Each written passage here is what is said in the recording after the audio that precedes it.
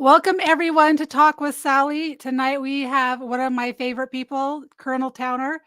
And for all of you, most of you have been following me and have been following Gladio. And all the research I've done times that by like 20. And she has an army of people that help her and she's amazing. But tonight we are going to talk about Trump getting indicted on 34 counts of nothing. The 34 counts of made up charges. And everyone on the stream today everywhere I've seen, is seeing this through such a vanilla, not looking at the globe. Some look at a global picture, but they still don't get it. So I've got Colonel Towner on here, and we're gonna talk about this through Gladio glasses versus the normal person that just sees it of, oh, the world's falling apart. I expected this to happen because I know Gladio. I know how they do a soft coup and a hard coup, and they're definitely continuing their soft coup with Donald Trump. So, with that said, I'm going to have Colonel Towner introduce herself, and I hope the audio is not going to glitch because it was just a little bit and go. Well, I spent 30 years on active duty in the United States Air Force and been around a little bit, lived all over the world, had a variety of different assignments. And about a year ago, I have a lot of both professional military academics and civilian education, and thought myself pretty well read until I happened to pick up one of Joseph Farrell's book, and followed by Anthony Sutton's book that kind of just rocked my world, in that most of history that we've been taught didn't occur the way that we were taught. And so one of Joseph Farrell books mentioned stay behind units, which I had never heard of. And it kind of got me down the Gladio proverbial rabbit hole. And because, again, I have a master's degree from Air War College in strategic studies, which is basically global politics, geopolitical kind of operations, and thought I had heard of most of the major operations. And in the way it was referenced, it obviously was something huge. And I'm like, well, how do I not even know about that? So again, I'm read like now 27 books on the subject. And it's amazing how many books are out there. The different, and most people, when they write about it, don't call it Gladio because they don't see the whole picture. You'll have a book that talks about paramilitary operations and never know that it's actually under the auspices of Operation Gladio. And like Whitney Webb's book, a 2-volume, like over 1,000-page book. And she even talks about some of the coups in South America and not realizing they're Operation Condor, which is a subset of Gladio. So it just is kind of interesting. And of course, once you know about it, like you inferred, you can't not see everything that way. And so if you understand there's been over 75 hard and soft coups around the globe, and that is just since World War II. That's not including any of the ones they did before that. And they did them before that as well. So like you said, you have two ways, they being the international syndicate, get rid of people that don't do their bidding when they become in charge of a country. A soft coup or a hard coup. And hard coup is assassination. We've already had that happen in the United States, and it was done by these people. So that is, if you go through history, that's kind of their preferred way of doing it because it's quick and they have people trained to do it. And they're not afraid to do it. We just saw it happen in Slovakia. We saw it happen in Iran. They're not afraid to do that. And people need to understand that. If they could do that with Trump, I'm 100% convinced they would have already done it. Why can't they? Oh, yeah. Right. So you have to ask yourself, why can't they? But they can't. So their only way, and that's kind of a good sign, right? Um, Yeah. the only way to try to get to Trump is by soft cooing him. We know three that has happened. We know that after January 20th in 2017, the continuation of the FISA warrants that were illegal were all about Russiagate. That was a soft coup. That's what their hope was, is to take him out using that method. Then they had the Ukrainian phone call, soft coup number two. And then we had January 6th and the impeachment there, soft coup number three. Because had they been able to impeach him then, they felt like they could, it would be like a wounded dove. They could have crippled him and then he wouldn't have been able to run successfully after that. And that's not even mentioning soft coup, CIA letter, Hunter laptop is Russian disinformation, because that was the CIA too. Had that not been for that letter of 51 CIA intelligence operators, that would have never happened either. So now we're up to 4. And now you've got this one running right now, which is lawfare, all to try to keep him out of the office. So the good news to all of this is they can't touch him physically, because they wouldn't be time. My question to you, though, this has been going through my head because we just barely finished, I think it was chapter 20 or 21 in Paul Williams' book, and they were talking about Sindona and how he was poisoned in solitary lockup. Correct. And so, and he explained it that Gladio soldiers have access to every single cell, every single prison, anywhere in the world. So my fear has, which I'm sure he'll have Secret Service, that is, to me, would be the only way they could get to him. And I'm not even going to put that energy out there because I don't think he's going to go to prison. I think it's all going to fall apart. But that's just me. What are your thoughts on that? Well, obviously, the fact that they have access to prisons that's not even ours.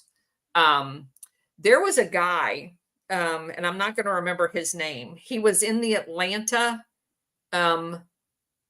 prison system. He originated in Europe as a Gladio operator. He was conducting operations in South America, in Brazil specifically, during their coup. And he got arrested and deported to America. And he was put into Atlanta. And he actually tried to digest a light bulb in order to not be deported to America or extradited to America from Brazil.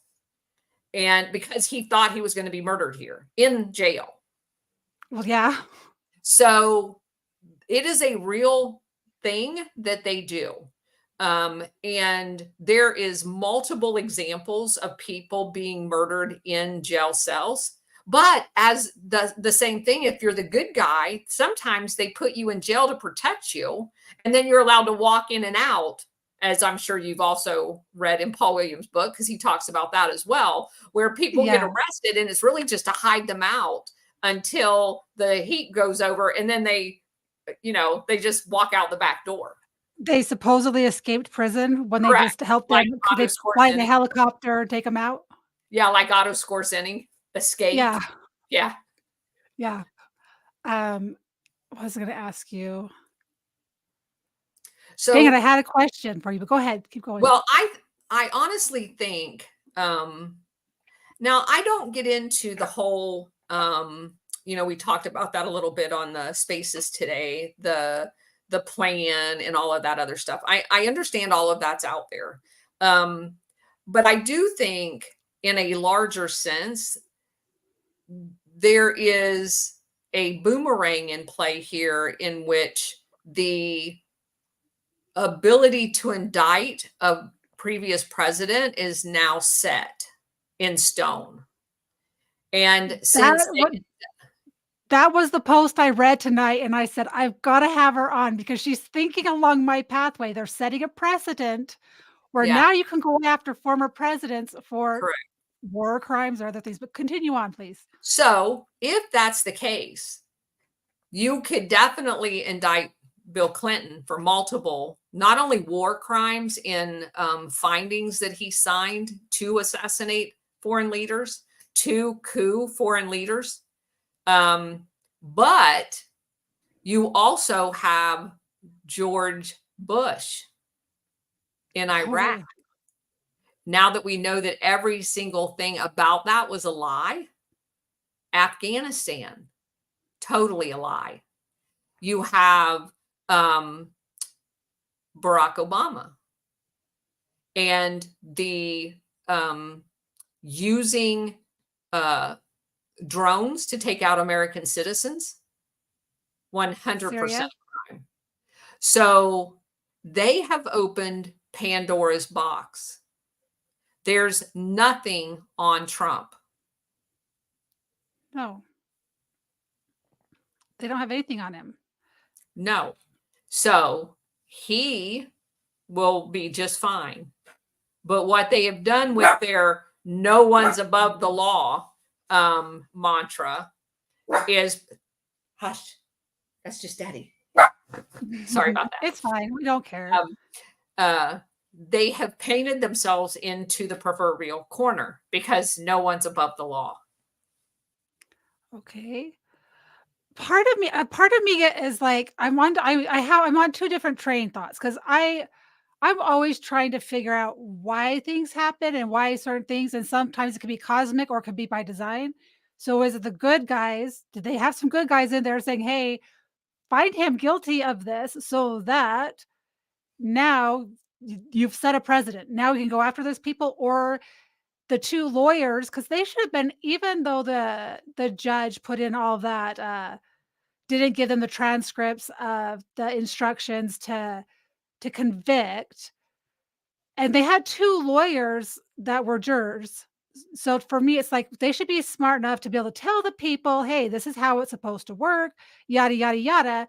That either they were bought and paid for or infiltrated, or it's part of a bigger plan. And I don't know what, that's just me speculating, but that's where my thought process went. So technically, my understanding, and again, I'm not a lawyer, is you have to go by the judge's directions when you are the jury. Even though everything he said was a lie on the whole unanimous.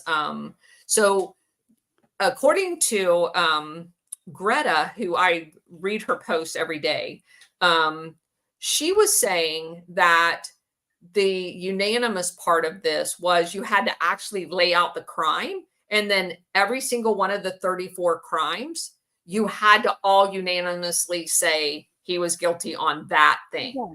They didn't do any of that. So what they did was you could have found him. You thought he was guilty on one. I thought he was guilty on four. And as long as we all found him guilty on one single thing, we could then say he's guilty. And that, like, they were pointing out, Andy McCarthy was pointing out that at this point now, you don't know, number one, what he's guilty of. You have no idea because it was not given to them in the charge sheet that way. And so the entire thing boils down to, no matter what those lawyers said, it boils down to the judge and only the judge. The judge made up the sheet that they were given, and he made up the directions. So he basically decided based on his instructions that he was guilty. And he painted it so that they could do nothing other than find him guilty, even though every single thing he did by not putting those crimes on the charge sheet and not giving them the directions that said, based on Supreme Court precedent, they had to be guilty unanimously on every single one. By not giving them those correct instructions, he guaranteed the guilty verdict. And that's not the way our legal system works. But then he also guaranteed that Trump has a great case for an appeal as long as there's a great appellate court, which it seems like in New York they do. Correct. As far as I can tell. Because they just overturned Harvey Weinstein, right? Yeah. Yeah, only because of a flaw in the evidence. And so again, now you've got that contrast with Trump. where we all know based on the legal commentary that everything about this trial was flawed. So again, they're painted into a corner. How bad do they want us all to know the legal system is tainted? So we know all of the court in New York is tainted. We know that there are tainted courts in Georgia. So you see what I'm saying? This is like a clarion call to America. And the other second order of effects of this, Trump is going to have to do some very radical changes when he gets in. So if I told you he's going to fire every single judge everywhere and reappoint all new judges, if something like this had not been illustrated to everyone, could he have done that? No. No. They would have had a flippin' fit. Now, if he gets in and does it, every single person in America is going to know that the court system is screwed up, and it is warranted a complete overhaul. So in order to, and he said a long time ago that unprecedented fraud requires unprecedented solutions.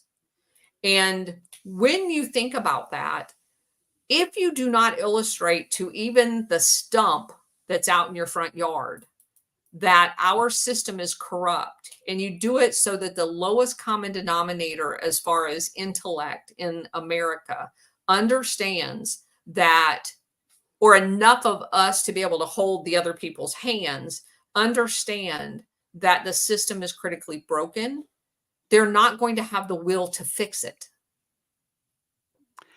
I have a question. So I was thinking more on a global scale. One of the ways to bring in a new world government, one of the things is you've got to destroy the faith in the judicial system or your police force. You have to destroy the confidence in that.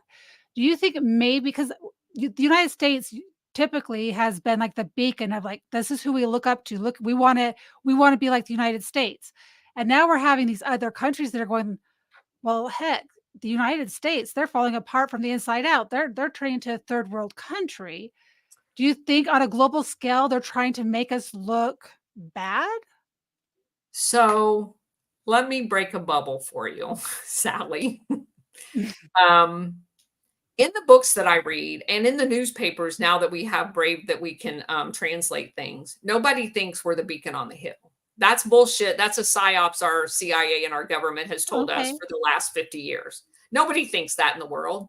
Everybody in the world is frustrated as hell that we don't see our country the way everybody else does, and it's a big scam. So our government goes around and overthrows countries for the oligarchs that are in America running businesses to do business there unimpeded. What the people know is that they have family members that were killed, tortured, kidnapped, disappeared, whatever, jumped out of or dumped out of the back of an airplane over the water and left to die. That's what they believe America's justice system is.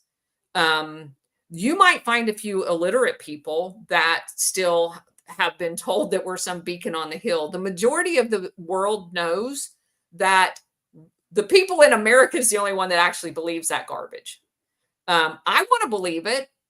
I Yeah. spent 30 years of my life defending what I thought was that beacon on the hill. But once you start doing research and you realize there's millions of people dead, not because of Hitler, not because of Stalin, because of the United States government. What we did in Vietnam, what we allowed to happen in Cambodia, what we allowed to happen in Laos, what we allowed to happen in every single South American country, where every single one of those countries had 200,000 to 300,000 people murdered. How many countries is in South America? Like 10 or 12. That's over 1 million people. That's what our CIA has done. So But one second. So I like to say the international syndicate, like you do, because I think there are good factions of the CIA, but you're not. Are you saying that the US is complicit to a point, or is it more the splinter international syndicate? So you have two different facets here. The international syndicate is the oligarchs. I don't consider any government part of the international syndicate. The Okay. governments work for the governments are puppets. They Yeah. are selected by the international syndicate to do whatever they want them to do.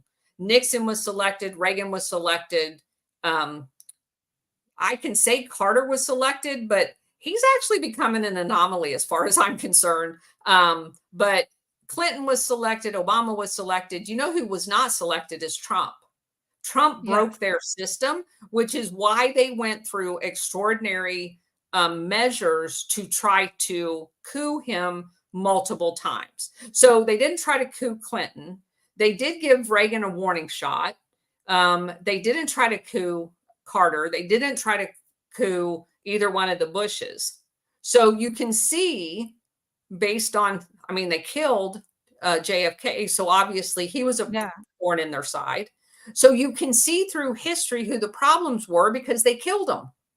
And if they didn't kill them, they made their lives miserable and they probably only got one term. So that's the international syndicate can be also looked at like oligarchs.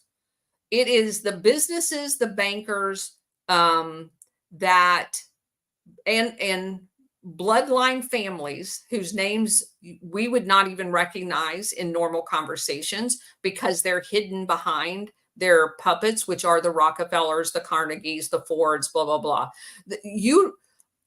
I am convinced at this point that the people that really control the strings, you don't know their names. There are families that have stayed hidden that have trillions of dollars in their nest egg that they use to manipulate this entire apparatus. So they needed, and most of this was formulated back during the Fabian Society in the late 1800s, the current mechanism or rendition of it. So they needed a paramilitary force that would allow them to go. Because here's the problem. If you go back into the late 1800s, it's not that they weren't cooing countries, right? Because they colonized them. They were taking over countries.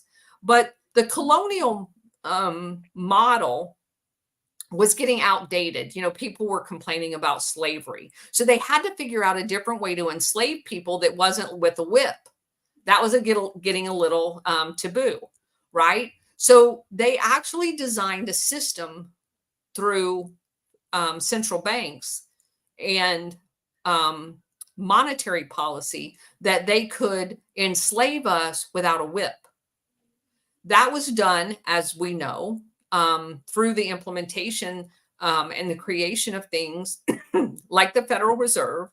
And then once you have a bunch of national Federal Reserves or central banks, then you needed a central bank of the central bankers to coordinate all of their mischief, which was the Bank of International Settlements between World War I and World War II. Now that we have the central bank of the central banks and we have all the central banks, now we need a world government, which is like the UN or the League of Nations they started. And you can see after World War I, they put little toes in the door. Okay, we're going to do this little thing like the League of Nations, and we're going to do this little thing here, and we're going to do this little thing. Then we have another world war, and we actually put in the stuff that we want, the UN, the World Bank, the International Monetary Fund, and all of the pieces that they need to enslave us without a whip. And that kind of was the brainchild. But in order to do that, you have to have compliant governments as your stooges to control the people. They have to have paramilitary force. That's why they set up NATO. And that's why NATO didn't go anywhere in 1991 when supposedly the guise of NATO was to fight the Soviet Union. And then the Soviet Union went away and oh my God, NATO's still there. Well, why the hell do we need NATO? The Soviet Union's gone. Oh, well, we need NATO because Operation Gladio is still in full effect. And the whole reason they had NATO after World War II was to create and train and equip a paramilitary capability off the books so no one knows it's going on, were going to embed it in all of the governments all over the world, which they did. And that paramilitary capability is to control us. They can create chaos on demand via terrorist events, which they began in 1948 with the control of the first election after the establishment of NATO, which was after World War One, two, sorry, was Italy. And Yeah, Italy. they spent $5 million in 1948 through the CIA to swing that election. They have interfered in every single election since then of any significance. Every single one, bar none. It doesn't matter if it's Guyana. It doesn't matter if it's But not Timbuktu. JFK though. JFK was a wild card, don't you think?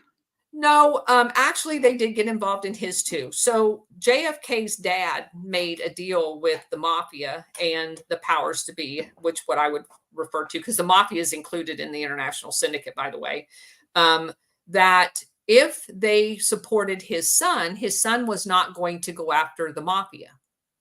Well, Okay. obviously, JFK, once he got in and found out how bad it really was, he reneged on that deal, which is what another Okay. reason that got him killed, because Bobby was not supposed to prosecute the mafia. He was supposed to prosecute everybody else.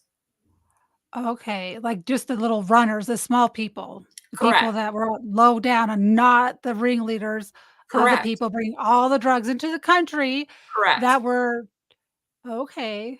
That makes And sense. by attacking the people that he was attacking and holding them accountable, that began the disassembling of the Gladio network, because we all know that it's bought and paid for with drug money. Yeah. And so when you start messing with the mafia, you're messing with Gladio. And Yeah. then they use a Gladio cell called the OAS out that was originally part of France's Gladio system that Otto Skorzeny trained. Two of those operators was in Dallas, Texas, the day that JFK was assassinated. And we learned that in a couple of different books, but Major Gannis's book, the Skorzeny Papers, talks about that and how Greg Poltrain, who's a professor in Austria, he talks about the whole Indonesia connection of how JFK was screwing with Alan Dulles' plan to coup Indonesia, because Indonesia had a unreported, the largest gold and oil find ever in the world. Okay. What state? What country did you just say? Huh? What country did you just say? Indonesia. Oh, okay. So Indonesia had the largest gold while it was a Dutch colony. It had, they found, and they used a geologist who just so happens to be from Texas as well. They discovered oil and gold, but they don't tell anybody, because the guy that's the president at the time isn't going to give them the deal that they want. So they wait until they have a coup set up in order to announce the find. Well, JFK got in the way because JFK liked the guy that was the current president and was trying to support him, and had agreed in January of 1964 to actually go on a state visit. And if he went on a state visit, he would discover the CIA had been lying to him about everything about Indonesia. So they couldn't allow him to go on that state visit, because they needed their stooge in as president so they could announce, because the stooge had already been bought off. He was going to give the US the mining rights to these mines. That's the international syndicate. Every bit of this revolves around them getting richer and us getting poorer. So they will steal the resources of Indonesia to enrich themselves and screw the Indonesian people, because like 1 million people got killed there during their coup. And then they're gonna enslave the people because they're gonna use them for cheap labor, pay Correct. them pennies on the Correct. dollar. They're gonna Correct. send all the money back, they're gonna launder it, and Correct. it's gonna end up in the international syndicate's pockets, and we're none the wiser because it's all with black money off the books. But every single person in Indonesia knows that we coup their government. So you don't look to those people to say, dang, America's got the greatest court system. And oh my gosh, they're going to think it's so bad now. That's not what they think at all. Go talk to anybody in South America and ask them what they think about America's judicial system and America's military. They think we suck because we killed a whole bunch of their people. And they know that it was the CIA and our military that did it.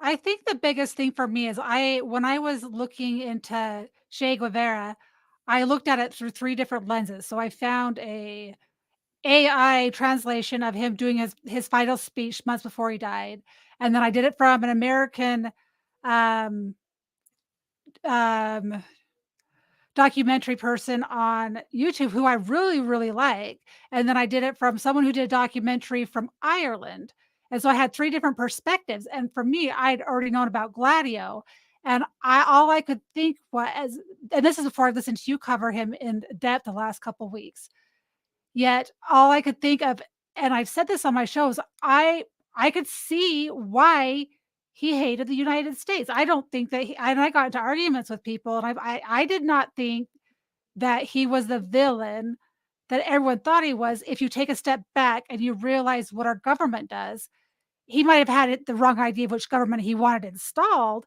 but he was doing it because he was tired of his people being enslaved and killed, and that was my perspective of it. And so I could so if I take it from his eyes and I take what you're saying, I would hate the United States too. I think that's why we have these people coming here and killing people, because they're like these people, and they associate us regular citizens with this group of people that we have no say in. We didn't elect them, that go So around the world and all this stuff. so let me say something about that, because we discover in all of the South America countries that there are active duty colonels, generally in either the Rangers or Green Beret units, that are part of these operations. Now, are they part of the operations because they honestly believe that there are communists there? Because I can tell you unequivocally that's what we were told. Yeah. Every place I've ever been, for example, when I was in northern Iraq, I 100% believed that Turkey's absolutely great. There's a reason why they have periodic military coups, because there's people there that are radical Islamists that want to make it a theology country and a theocracy. And so it's a supposed to be a secular country. So if they get out of line, the military has to step up and whack them. And so they're going to have periodic coups because of the radical Islamic element of their country, trying to take over the government. And in theory, when you don't know anything, that sounds logical, because, then they always throw up Iran and the Ayatollah and all this other stuff. And you've heard him say really crazy things. And so you're like, okay, well, then my question in my Air War College class was, well, we've had presidents do bad things. How come we don't coup them? If their government looks like ours and the military is supposed to be this checks and balance, which is what you're trying to sell to me here. Why didn't we coup our government when they did some really bad things? And of course, the professor couldn't answer that question, because that's really not the way the system works. And I thought it was kind of odd, because you can't have it both ways. Either our military sucks because we didn't coup our government based on your line of crap, or you're feeding me a line of crap about Turkey. So unclear which one that was. And that was much later in life, because I was over there as a lieutenant. This was when I was a lieutenant colonel. So, we're like 15 years down the road. As a lieutenant, I'm working for an Army 2-star. Right? I'm his protocol person, his aide. I'm carrying his gun. I don't know what's going on. I listen to the briefings. I listen to the intel people. I listen to the other. So we had the British military. We had the Spanish. We had some Australians there, and the Italians. And so I'm listening. I went to every meeting the man went to for 6 months, to them talking. And, I'm thinking that I have a fairly clear idea. Every single thing that they were saying was not true. I don't know whether they were saying it was not true because they wanted all of us to believe it, or they honestly didn't know about Gladio and all of this other stuff, because the Turks at the time had the largest Gladio network in the world. And they were setting Kurds up. They dressed up like Kurds and attacked their own people in order to then justify killing Kurds. And we're there trying to get the Kurds out of southern Iraq under the auspices that they just don't get along, and it's the Kurds' fault. And the PKK, which is the militant Kurds that are pissed off because they keep getting murdered, we were told was the bad guys. Well, I don't know how many people is Turkey allowed to kill before they're allowed to have a response. The whole thing. And so I lived this, so I understand what it's like to be inside of this system and not be able to see it. So let's just give them the benefit of the doubt. Let's say that there's a colonel and there's a Green Beret guy, and he was actually believing that the Contras were trying to overthrow the government of the Sandinista government because he honestly believed that they were communist, because that's what the State Department, that's what the CIA, that's what everybody that's in this network told them. Well, what happens is you have the guy that's like in North Carolina right now who comes back and he's got an assignment at Fort Bragg, and he's living his best life, having went to one of these places and killed a bunch of people thinking they were communists. Right?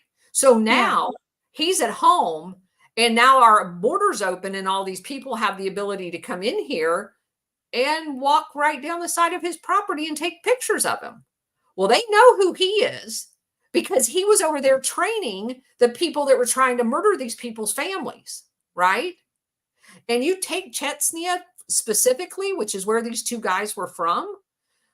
In the Russia's war in Chechnya, the CIA took the Mujahideen that they had trained through the Pakistani ISI. They took the Al-Qaeda, who we had trained through bin Laden, which he was a CIA agent, and they shipped them to Chechnya to create a war to piss off Russia. And they killed, tens of thousands of people in Chechnya to piss off Russia. That's what they do. And all along, the people who are doing it, they're following orders and they're thinking they're doing it because Russia's communist and they're going to come destroy the world, and they will sacrifice lives because they want 7 billion of us dead. Okay. So now that colonel who was training the Mujahideen and Al-Qaeda, who shows up in Chechnya, and I'm not saying that's the case with this guy because I don't know what his background is, but I'm just saying the potential of him being the lead there and the locals having pictures of him, because they do in all of these places. The trial that was in Guatemala that I was reading some of the newspaper clippings of, they know who these people are. They know who the Americans are. They know their names. And so it is possible that that's the reason those people were on his property. Now, I would ask you, and what's really interesting is this happened in, and most people won't understand this aspect of it. This guy lived off base. This guy lived in a rural city outside of Fort Bragg. He did not live on base. The base has zero jurisdiction off base. Zero.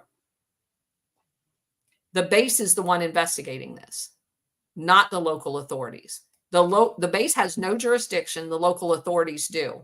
Why is the local authorities not looking into this?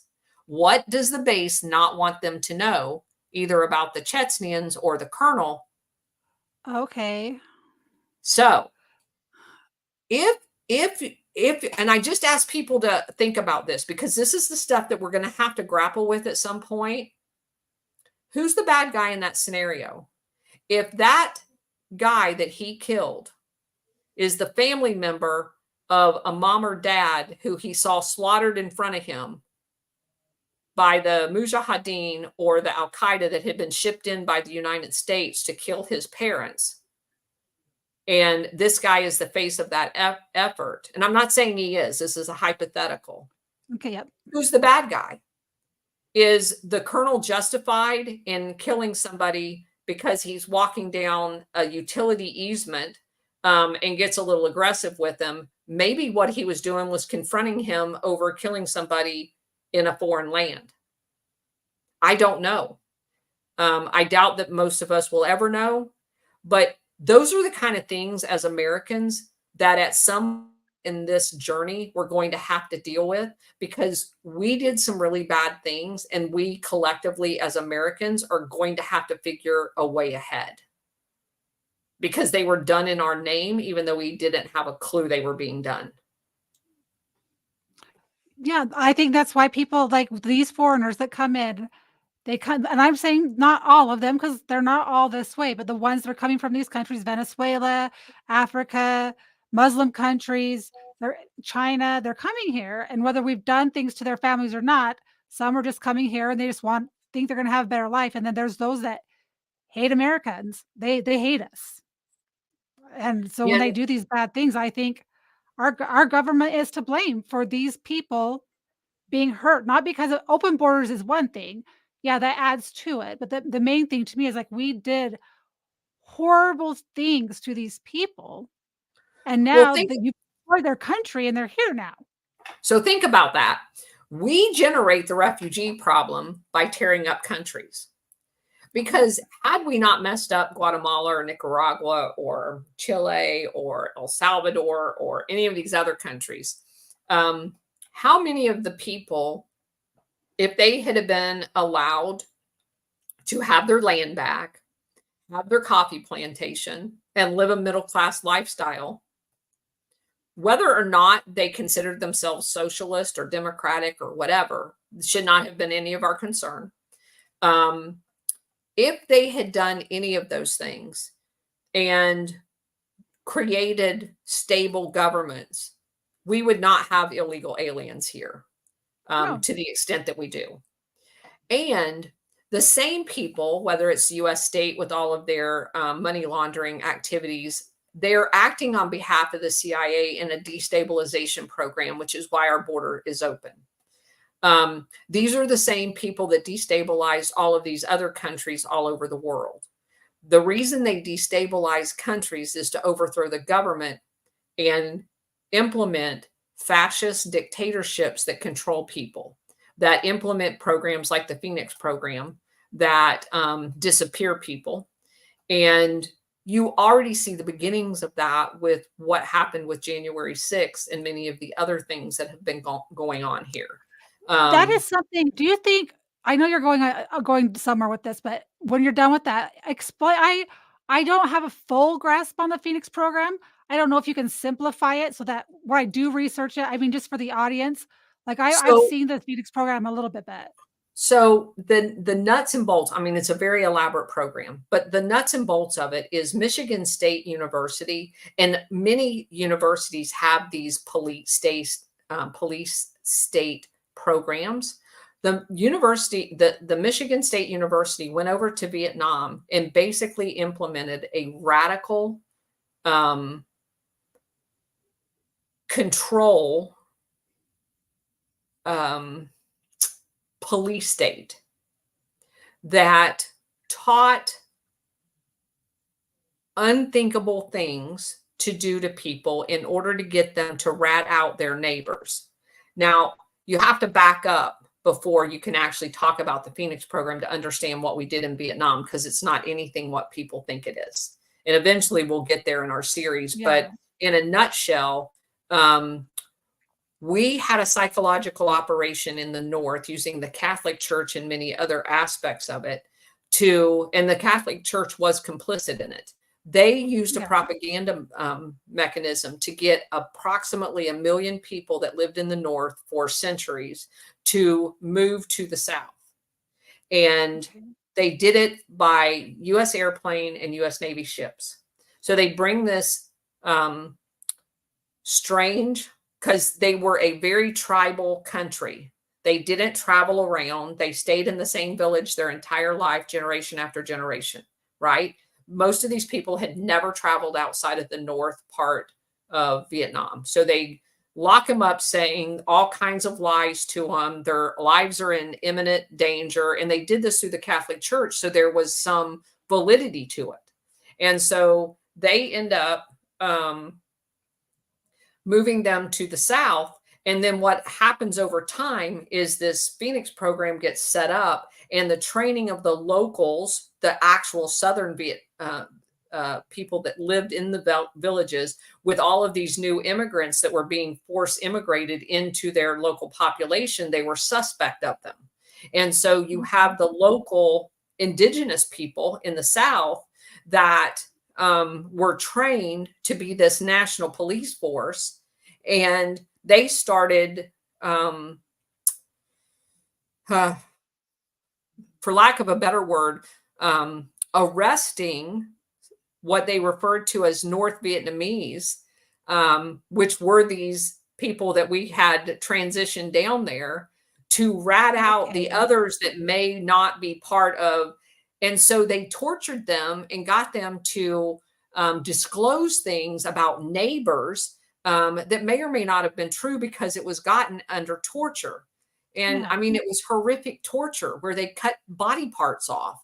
And so they would rat out other people, and then they'd go arrest them. And that's what you can research Michigan State University and their participation in Vietnam. It's atrocious. And they're not the only ones that did this. I have talked repeatedly about the police academy that was used in Washington, D.C. to train all of these ones in South America.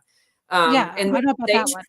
Yeah, they trained the leadership of the initiatives, but then there's ground level schools in each country that we bring trainers in. Israel was doing it in Guatemala. They were doing it in Nicaragua. They were doing it in Panama. They brought trainers over here and trained people to do these things.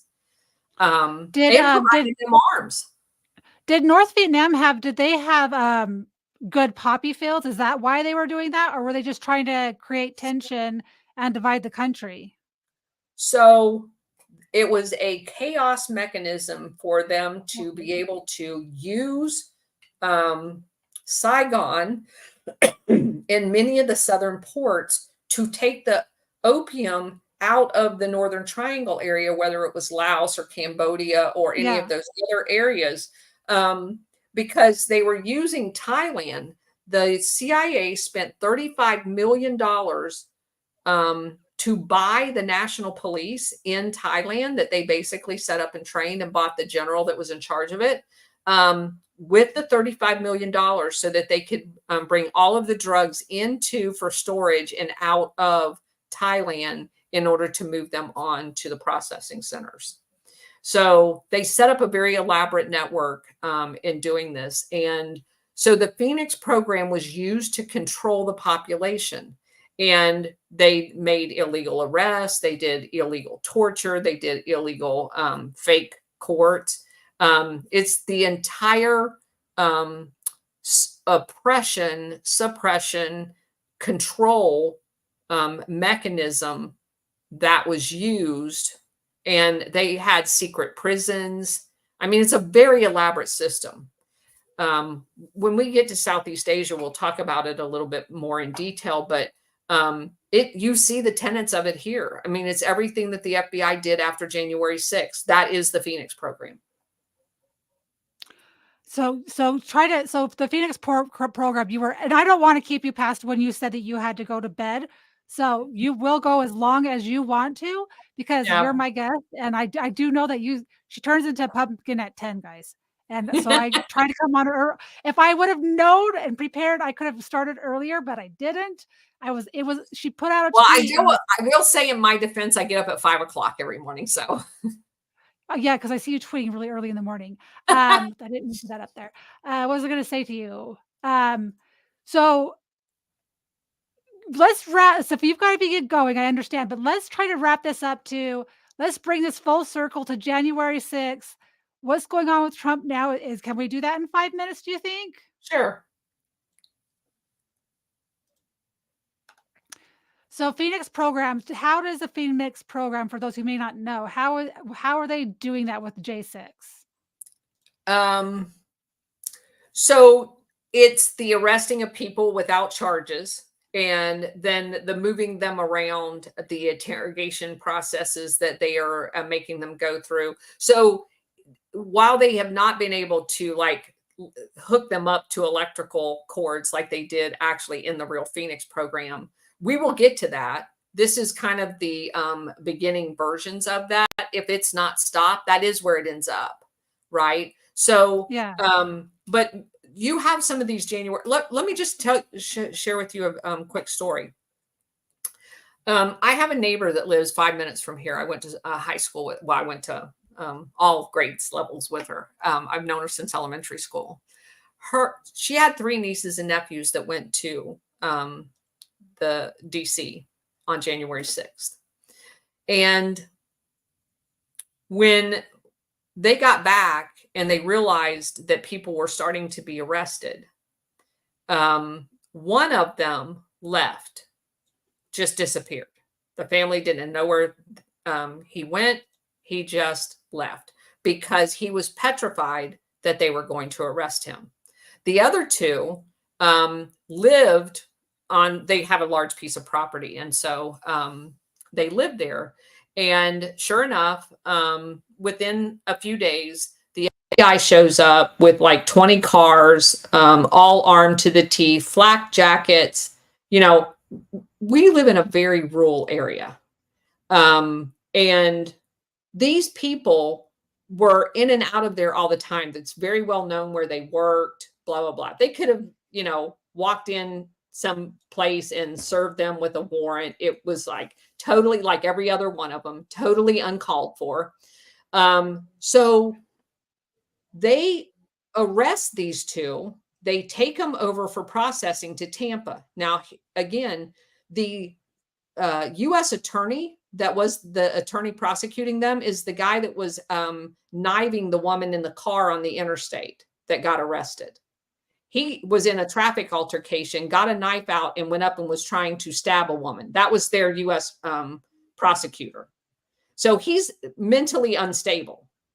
And what he did for these 2 people is he would not bring charges against them. He kept moving their court date all over the state of Florida. So first of all, they had to go to court dates in Tampa, and when they'd show up, he'd tell them it was postponed. Now they're paying an attorney. Then he said, okay, well, we're going to move it over to Daytona. You've got to show up over there. They'd show up over there and it would be postponed, but not until they got there. And this went on over and over again, because what they were trying to do, because they were spying on these people to find that 3rd guy. So after 2 years of this going on, the 2 that they had been spying on realized that they had been being used as bait to find the other guy, right? So they cut their ankle bracelets off and leave. So they find out that like the first part of last December where they were at, and they were with the 3rd one. So they wait weeks until January 6th, 2024 to go bust them all, so that they could have a big raid on the anniversary of January 6th. That's how evil these bastards are. So that's the guy that had the tattoo on the neck that Julian No, found? that has nothing to do with them. Oh, okay. I was just curious. These are literal like 22-year-old, 23-year-old kids that happened to like President Trump that went to January 6th. And these people, 22-year-old kids. That's my daughter's age. These people, the FBI has treated them like they're MS-13 gang members. They've treated them worse than MS-13 gang members because they didn't like who they voted for. That's the intimidation campaign. So that's what I'm saying. That is the U.S. version of the Phoenix program as it sits today. But they've done far worse to people. I mean, if you look at Alpha Warrior and his story, he didn't even go to January 6th. He made a tweet. I mean, he made a post they didn't like. He was a cop. They came like 5 o'clock in the morning, busting his door open, did the whole raid for a post. For a tweet. And he still has not had his case actually presented so that it's going to trial, because he will not plead guilty. They want him to plead guilty. First, it was felonies. He got fired almost immediately from his job. So he What? lost his entire livelihood. Absolutely. His had no backing in the the police force where he worked. So he got fired, and he has little kids, babies. They didn't care. They will destroy your life. That's the Yeah. Phoenix program. So then, it's now, obviously 3 years later, going on 3.5 years. But because he wouldn't plead guilty to any of their compromise charges, because he did nothing wrong, they would then like drop this charge, then they drop this charge. Now they're down to a misdemeanor, and he still will not plead guilty to it. And Good. he said, no, we're going to trial. You're not doing this to me. I was a United States Marine. I was a police officer. I know what my rights are. I'm not guilty of anything, and I'm not going to plead guilty.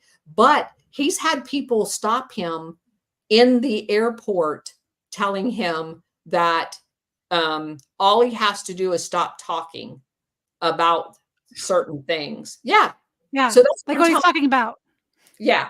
So that everything about this is the Phoenix program. Just because they're not physically beating you doesn't mean that it is not the same thing as the Phoenix program. This is a concerted effort by our government in order to control people. And if they cannot control you, they will ruin your life. They're doing it with lawfare, like with Sidney Powell and people like that. That is the US version of Phoenix program going on right now in America.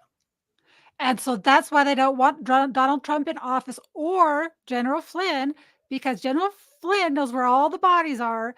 And Donald Trump knows now. Before, he was naive coming into this. Maybe he knew more than what I thought he did, but knowing who he could trust and who he couldn't, I think he trusted the wrong people that he thought he could trust. I don't know. What are your thoughts? Well, I have a completely different thought process. So if Donald Trump had not hired people like Jim Jones and General Mattis and General Oh, McMaster, how would we have ever known our military was compromised? So yes. now, if I talk to you about Operation Gladio and I tell you that some of our military is compromised, are you more likely to believe it now? Because you saw it with Yes. your own eyes. Yep. Yeah. So I don't know that what his selections were done on purpose in order to demonstrate to you how evil these people really are. Or if it They'll was just the world intervening, I guess if you believe in cosmic higher beings or whatever, if you believe in that sort of thing, something guiding someone to make choices and it just works out to be the right thing. I don't know if that makes sense. That sounds silly. Well, if you can't, both of these things cannot be true. If General Flynn knows where the bodies are and he knows who the good guys are and the bad guys, do you think he wouldn't have told Trump? I don't know, because I mean, General Flynn's been through a lot of crap, but maybe he just knows it's for the greater good and it's all No, gonna but work out in the end. no, but that's not my point. Oh, General Flynn volunteered to travel around with Trump for the better part of a year before the election. okay. Okay. General Flynn would not have not told Trump if you think he knows where all the dead bodies are, do you not think he Oh, okay. So to Trump's not dumb. He's not in the dark. no, Everything is according, if you believe in a plan and that things but are being I don't and I see strategically done. but I'm not saying that it was the plan. What I am telling you is that there was a conscious effort to highlight certain people in order to Okay. be able to clean things up later on. Again, he put Fauci out there. Everybody that was inside of the medical community knows Fauci's role in HIV. They know that Yeah. he was he was an evil, evil man. They know about the experiments. None of us knew. Well, why do we all know now? Because he was put on the stage in order to reveal himself. And knowing when you put somebody like that in the limelight, that all of these people who have for the last from 2017 until 2020 had been taught a skill on how to research, right? So you Yeah. have an operation that taught people how to evaluate information, where to look for information, and you network this group together so they're a solid team of people sharing information so that nothing can get by them now. Well, in preparation for that, I'm going to put these people in my cabinet, and I'm going to basically use this as a training scenario for people to use their skills. And you tell me, each person that I put in here, whether they're a good guy or a bad guy. And you're going to see how they operate. And you're going to have to then evaluate for your own self and make your own decision using your own discernment whether or not these people are good or bad. And I believe that we spent the first 4 years with a group of people collectively working together in order to evaluate people, good or bad. And some of the people who you would have assumed, like General Mattis, that were the good guys, turned out not to be good at all. So I think that we have learned a lot in the 4 years of the Trump presidency, and we got to apply what we learned during the Trump presidency to the last 3.5 years, so that when we get the opportunity in January of next year to deal with the really, really hard things, there's going to be a whole lot of us that are on board with, number one, what the problem is, and number two, the tough solutions that are going to have to be necessary to fix it. That's my opinion. Okay. I mean, during COVID, everyone was locked home. We didn't have anything to do. That was me. I just did research all day long because I will say right now, I voted for Biden. I say this because I was an independent. I listened to MSNBC. I watched all the normal, because I never watched TV for 15 years. Then this Trump trial the impeachment trial was going on. And at the bottom of the ticker tape, subliminal CNN, coronavirus China. So then I started going down the China coronavirus rabbit hole, right? And so then we have COVID for that year, and everything was Trump bad. And then I had someone say, "Why don't you start looking at Fox?" So I did, and I'm like, both of these are so opposite. There's got to be a better way.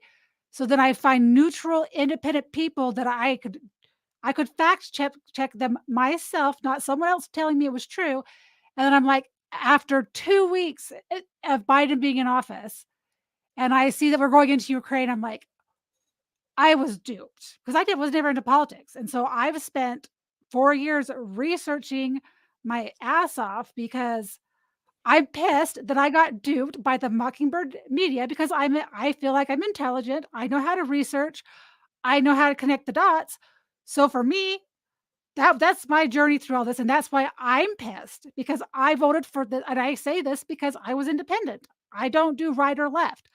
I want a good candidate who is going to do the right thing for this country, and I am 100% Trump now.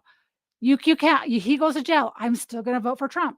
If he picked General Flynn, I would even vote for him even harder because I think that would be the best combination, and that's just me.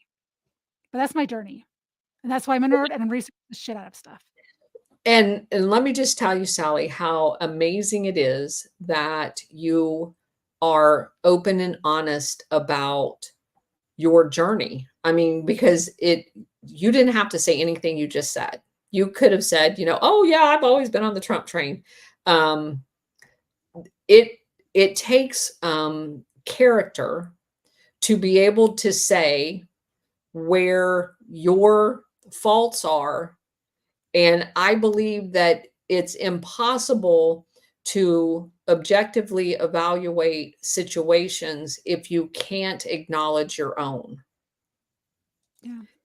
So you lose all validity in trying to point out the faults in the system if you can't point out your own. It makes you a much better person in order to be honest. And that's kind of, my journey through this, of having been on the inside of the military.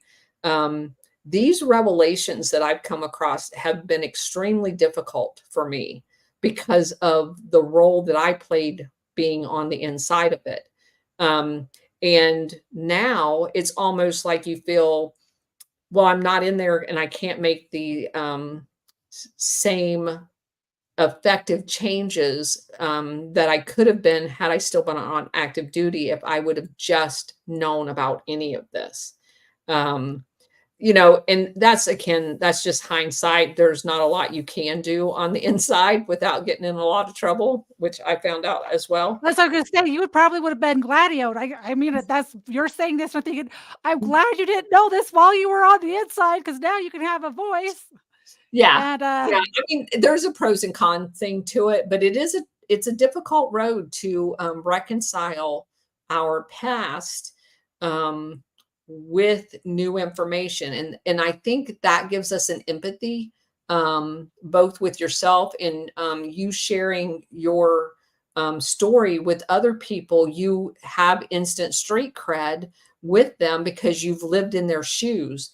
And that's kind of the same thing for me. I like to focus on talking to former military people because the journey for them is very difficult, because a lot of those people have had to kill people for causes that they truly believed in. And when they find out those causes were not real, that's kind of a devastating um, experience.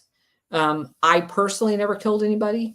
And I've had a hard enough problem just knowing what my role has been in the entire thing. So it's a journey that we all need to share together and talk about. And, obviously that's why I agreed to come on your show, and why I love having you in my audience every day. oh, Um, thank you. because we learn together. And I'm going to tell you this as well. Every single day I always scroll down to see if you're there. So I just The it only is times I'm not there is because I slept in. Like, I literally had a dream, because I knew that you were going on at 10. I opened up Twitter because I knew you were streaming, because my alarm went off, and then I fell asleep with my phone in my hand, and I dreamt that I opened up the app and I was listening to you. That's how bad it was. that's hilarious. But I do like the fact that you had independently began looking at this as well. It is a shot in the arm to know that there are other people out there that are sharing this information, and I really think we're making a huge difference. There, no time ever had any of the big talking heads ever mentioned the word Gladio. The day after we had the very first pond spaces, Yeah. that both on that was a Monday. Jack Posebek the next day mentioned it for the first time on his program, and on Wednesday he mentioned it on Alex Jones. It had never been mentioned ever before. Wow. That's cool. So right. So I know, and you can see, I mean, we've been on Maze's show. Yep. She has a big audience. There's people out there talking about it now. And I think it's going to be a critical piece in us coming together as a world, and us all acknowledging and being humble in it, that we've all had a role to play here. And their worst fear is us coming together. Yeah. So because you are covering the Gladio aspect of it so well, and I have a good grasp on at least the patterns of Gladio. I'm actually going to splinter off into the MK Ultra and the Mockingbird part of it, and see. There's a series I'm going to cover that I think there's already 12 parts of it, and I've gotten permission from um, Bill, Elmer, and Drax. I think you've been on their show before, because I think I found you through them, or Who? maybe I found them through you. But I've gotten permission to stream on Rumble and YouTube their series, but I'm gonna look at it through, because I've already listened to it and put together some Gladio moments and same Gladio people that you've put together, but seeing it more through the psychological piece and the social piece of it, because you're doing like the paramilitary piece. Because I'm curious to see how everything's going to come together in the end. Because they're all the same. They all come together. Okay, well, let me know when you get to Jim Jones because he's involved in both. I can't wait. Yeah, I'll let you know when I get there. Yeah, I'm gonna start on. I got one more chapter of Gladio for. I will still talk about Gladio, especially when you have a great thread that I think people need to have read out on stream. I'm still going to cover that because I think those are essential, and you do such an amazing job putting it together that it needs to be shared, and that's how I can contribute, because you guys are so far ahead on the research, so far ahead. Anyway, Well, yeah, Bridget and Liza both are amazing researchers, and the stuff they find is absolutely amazing. And then, obviously, based on my experience and my education, taking the pieces that they find and weaving them into the storyline is kind of my forte in it. yes. You know, obviously, I do a lot of the book reading too.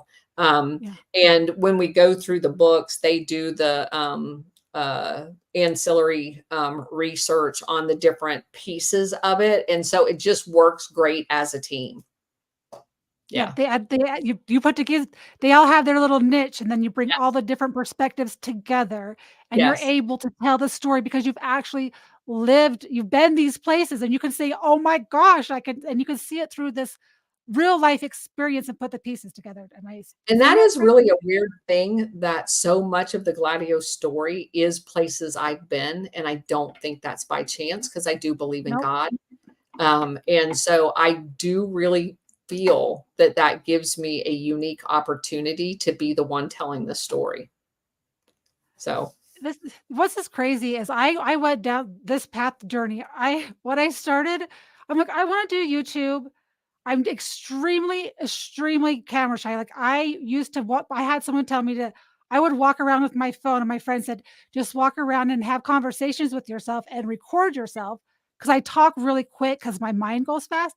So it took me um, it's probably been a year to get over being camera shy and just talking to people and interact. Like, in person, I can interact just fine, but on camera, it's just so weird. But I was gonna do coin videos, like, cause I love rare coins and I collect them, pennies, silver dollars, like, I collect cool things, and I have a microscope. That was my thing, and then someone's like, "Hey, I would really like to do World War II documentaries." I'm like, "Okay, let's branch off into that," right? So I practiced by just streaming movies on Twitch, just to get familiar with the whole setup, and then I did garden videos outside. And then we went down this World War II path, and then from there it went to paperclip, and then we ended up with the real Dr. Anthony Fauci. So we went through and I already did a bunch of research, but we went through that whole book. And then I got on to the Fall of the Cabal, and that's my only series that ever got taken down from the internet, which I'm re-uploading to Twitter. But we did the Fall of the Cabal, and then I asked Alpha Warrior, I'm like, "Hey," he's like, "You're doing a great job." I'm like, "Well, okay, this is wrapping up. Where's my next path?" And he says, "Operation Gladio. You have to research it." And I knew you were going on his channel, but I didn't want to watch anything because I wanted to do my own research first. I wanted to know that I was grasping it. But the first time I saw you on the Frog Pond and different places, I'm like, okay. And your research is matching up with my research. Your logic is with my logic. I can trust you to give me truthful information that I don't have to go out. I can go on a different avenue now because I know you've got this handled. Like, I'm not saying I need to babysit you, because I would have kept going down this path, but you cover it so well, and everyone must follow the Colonel. I've put but her links up several times. that is kind of how you just did a great tutorial on how people need to evaluate information. You do your own research, and you look for people that your research matches up with their research, and then you can put that research away, because now you have somebody that you can rely on for that line of research, and you're going to go off and you're going to do this research. And as you do that research and you start comparing your research to someone else's, and that person is the expert in it, you've checked out all of their stuff now, and you're going to go, okay, that's my expert in that. And that is how we should be living our life. We should not be taking people's word because a cabal CIA agent has decided they're going to hire them at CNN, and that's who we're going to use as an expert. You just taught everybody a discernment tool and the way we should take responsibility for ourselves in doing our own research, forming our own opinions, comparing with other people, and go, okay, my research lines up with that person right there. So that's now my expert in this. Now I'm going to go over here and I'm going to research and I'm going to find somebody whose expertise lines up with that, and whether it's Catherine Austin Fitts, who her financial thing like zings in with me. And I mean, I have an MBA. So as soon as I started listening to her, I'm like, this woman's dead on about everything. So I don't have to nitpick. I didn't hear that woman. Who did you say that woman was? Catherine Austin Fitts. Send me your DM with that name, so because I would like to go down that avenue as well. She's totally awesome.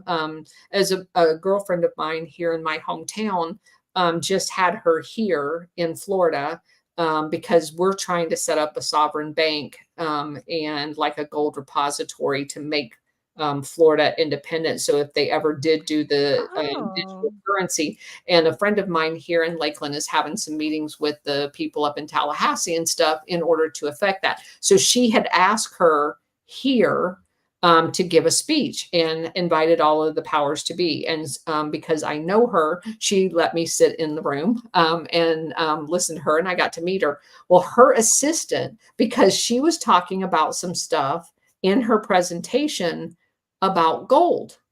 And I was in the middle of Gold Warrior, the book review.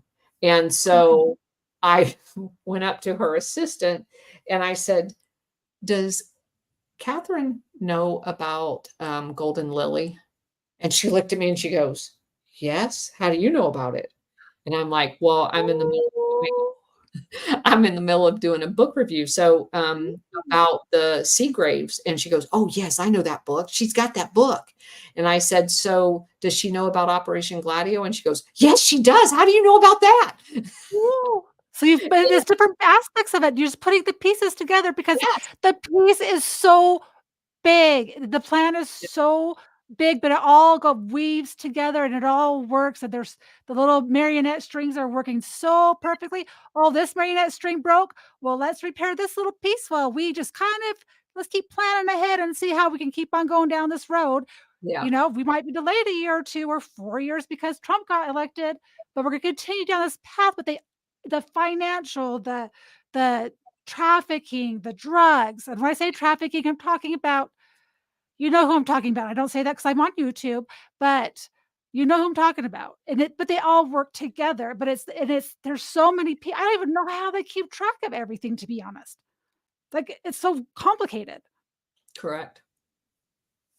But anyway, all right, I'm done. I'm going to say goodnight, but I do want to say thank you for being here, guys.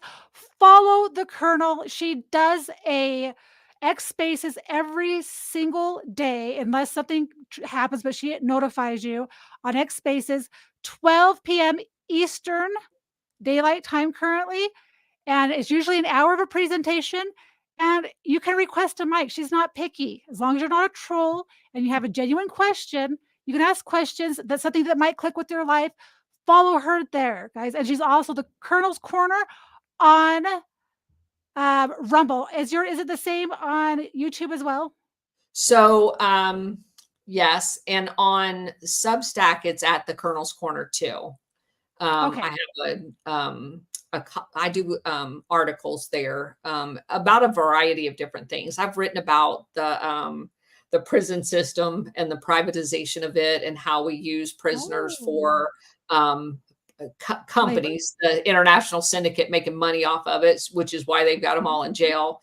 And just some very interesting, that's the first place where I wrote about William Pauly and his shenanigans of being the poster child for the millionaire CIA agent that lent his yacht to invade Cuba, and all kinds of just the people that you find in this story is just incredible. And of course, I know you covered Felix Rodriguez in one of the deep dives that I did into his background. Once I saw he was on Tucker, I was like, are you kidding me? Are you kidding me? You need to fire your entire security team. Because I had read about him in so many different of these Operation Gladio events. I'm like, I cannot believe that man's sitting in Tucker's house. So, Well, yeah, well, I covered him a little bit with the Che Guevara because I had to take a break from Gladio because after Condor, I needed a break. I needed to take a cleanse of my mind and realize that life is still okay and that not everyone is evil. But so I went off and I covered Che Guevara and some was still Gladio related. I just needed a break from all the deviant the awful things I did. And then Tucker did that thing with him, and then I heard you talk about it, I'm like, "Okay, now I've gotta watch it and read these slides with it yeah, for a second, look at it." it's really crazy. And then the thing that I found the most interesting is all of the lies that he told. Like, oh, yeah, we shot him in the arm because he, like, deflected. No, you started in his legs. He was shot in his legs, he was shot in his arms. And it wasn't until after he'd been shot like 12 or 13 times that they actually shot him in the head and killed him. They tortured that man. And I don't care whether you're a fan of his or not. I think it's interesting that so many people that we have been told one thing about, you realize that many of the things that we've been told is a lie. I don't Yeah. honestly know whether he is a good guy or a bad guy, but I know that he did many of the same things that I would have done if I'd have been in his shoes and saw the Yep. evilness that he saw and tried to help people that were being murdered and assassinated. So the whole world is just a crazy place. That's all I can say. But we all can come I'm gonna say goodnight, and I will end the show, but so I will talk to you later, guys. I'm gonna do a 5-minute wrap up, and then I am gonna go we'll decide what our next step is, if whether we continue or not, but thank you so much for being here. It was a pleasure. If ever you wanna come on, if I have something I could do earlier, but I'll plan ahead and not be spur of the moment, but thank you No for your problem. wisdom and your No problem. heart. All right, everybody. Gosh, oh my gosh. Julian told me earlier tonight, he's like, don't be fangirling. I'm like, well, I can't help it because I'm a fan. Like, I love intelligent people. I love people who have a heart and do things for the right reason. And that is why I follow her. And I know that I fact checked all of that book from Paul Williams through Brave and through other sources and not through the Colonel. So knowing what I knew, and then I found her. All of her information was the same as mine. So I love her. She's a great follow, and she does threads. She does long 60-point threads, and then it's researched information. But guys, at the end of this, guys, I you just need to know and the whole topic was supposed to be about Trump, but if you think about all the stuff that we talked about, it still goes hand in hand of Trump. This is what they're doing. That Trump did not do what they wanted him to do, and they want to have a leader in place. They can't do it like JFK because that would be too obvious, right? They got to make it be something else. The things they're doing to the January 6th people is awful, awful. And every time I hear a news story of especially a 22-year-old, I mean, I'm not saying anyone should go through this, but when you take a 22-year-old that just went because they liked Trump and have been followed by the FBI and harassed, that makes me sad. That breaks my heart. But Trump, I don't know. He got convicted. They found guilty on 37 charges. We all know they're bogus charges. I don't know what his appeal options are. I've heard so many different options of what could happen, and I just don't know what it is. Is it will they put him in jail? Will something happen that's gonna vindicate him? I don't know. But all I know at the end of everything is as a country, we can't be divided.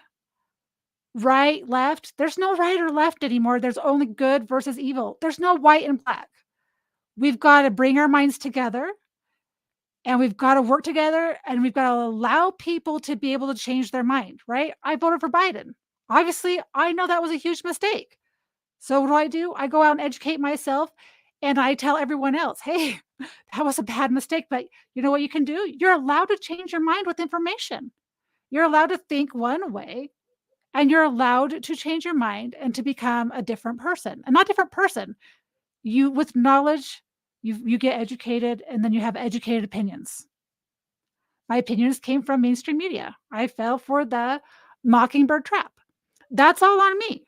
But I know that people can change, and we need to allow people to change. We need to get out and we need to vote, guys.